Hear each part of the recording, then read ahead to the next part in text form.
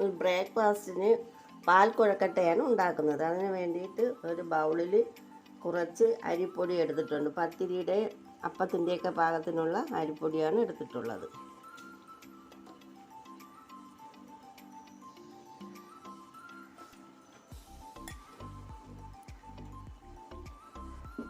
അതിൽ നമുക്ക് ചൂട് വെള്ളം ഒഴിച്ച് കുഴച്ചെടുക്കാം. വെള്ളം അടുപ്പത്ത് വെച്ച് തിളച്ചുകൊണ്ടിരിക്കുന്നു. അതിലേക്ക് നമുക്ക് കുറേശ്ശെ വെള്ളം ഒഴിച്ച് കുഴച്ചെടുക്കാം. ഇതിലേക്ക് ആവശ്യത്തിനുള്ള ഉപ്പ് കൂടി ചേർക്കാം. ഒരു പിടി നാളികേരം ചിരകിയതുകൂടെ ചേർക്കാം. കുറേശ്ശെ വെള്ളം ഒഴിച്ച് നമുക്ക് കുഴച്ചെടുക്കാം. ഇതിലേക്ക് നമുക്കൊരു 1/2 ടീസ്പൂൺ നല്ല ജീരകവും കൂടെ ചേർക്കാം. ഇത് നല്ലവണ്ണം ഒന്ന് കുഴച്ചെടുക്കാം.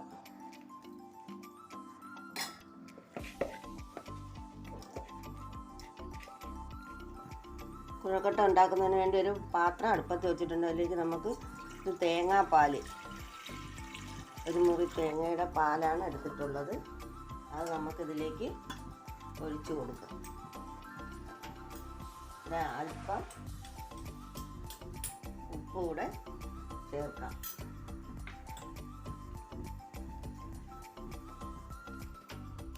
നമുക്ക് കുഴക്കട്ടയ്ക്ക് വേണ്ടി ഇത് ചെറിയ ബോളുകളായിട്ട് ഉരുട്ടിയെടുക്കാം. ആ സമയം കൊണ്ട് നമ്മുടെ തേങ്ങാപ്പാലൊന്ന് ചൂടായി വരും.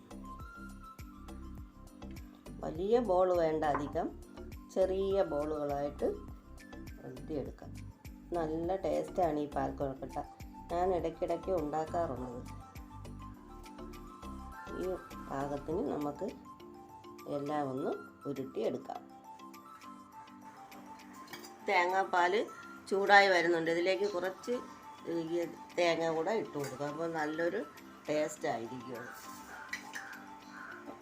ഇതൊന്ന് ചൂടാവും, കുറച്ചുകൂടെ ഒന്ന് തിളയ്ക്കണം. തിളച്ച് വരട്ടെ. തേങ്ങാപ്പാൽ ഒഴിച്ചത് തിളച്ച് വരുന്നുണ്ട്. ഇതിലേക്ക് നമുക്ക് ബോളുകളാക്കി വെച്ചേക്കുന്ന മാവ് ഇട്ട് കൊടുക്കാം കുഴക്കട്ടയ്ക്ക്.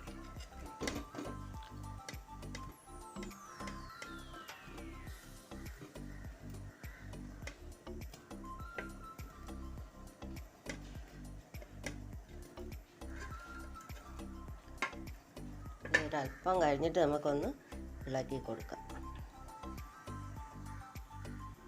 ചെറുതായിട്ടൊന്ന് ഇളക്കി കൊടുക്കാമോ.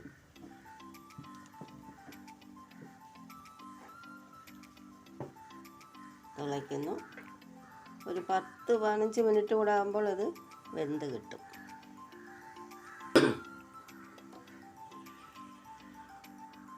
നല്ലവണ്ണം തിളയ്ക്കുന്നുണ്ട്. വേഗട്ടെ. ബൗളുകളൊന്നും പൊട്ടിപ്പോയിട്ടൊന്നുമില്ല ബൗളുകൾ. നമ്മുടെ പാൽക്കുഴക്കട്ട നല്ലതുപോലെ കുറുകി വന്നിട്ടുണ്ട്. ഇനിയും ഇതിരിക്കുമ്പോൾ നല്ലവണ്ണം അങ്ങ് കുറുകും. ഇത് നമുക്ക് ലാസ്റ്റിൽ ഒരല്പം തേങ്ങാപ്പാൽ കൂടെ ചേർത്ത് കൊടുക്കാം.